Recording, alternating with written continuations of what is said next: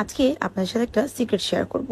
আমার hair care secret. আমার চুলে যেহেতু শাইন বন্ডিং করা, কালার করা, তারপরেও কি করে আমার চুলটাকে আমি শাইনি, সিল্কি এবং স্মুথ রাখি, সেই প্রোডাক্টগুলোই আজকে শেয়ার করব। যখনই আমি চুলটাকে শুকাই বা হেয়ার ড্রায়ার ইউজ করি, এই ধরনের একটা রাউন্ড ব্রাশ দিয়ে ব্যবহার করলে চুলের ফ্রিজিনেসটা অনেকটাই কমে যায়। হেয়ার ব্রাশটা আবার দেখতেও অনেক কিউট। এটা আমি নিয়েছি Beauty Secret Diary Facebook page থেকে। নিচের দিকে ছোট্ট দুটো এয়ার্স রয়েছে। And now it's a top secret product.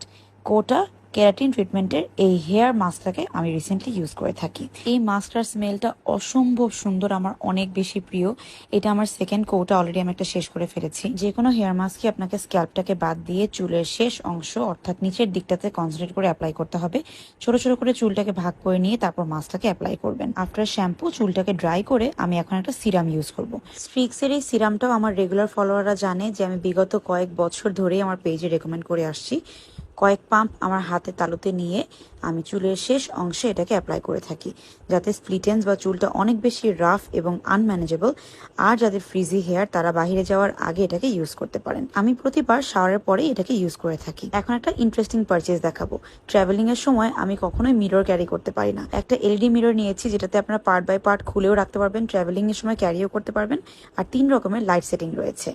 এই সকল প্রোডাক্টগুলো আপনারা পেয়ে যাবেন from Beauty Secret Diary Facebook page. স্ক্রিনে তাদের ডিটেলসটা দেওয়া রয়েছে।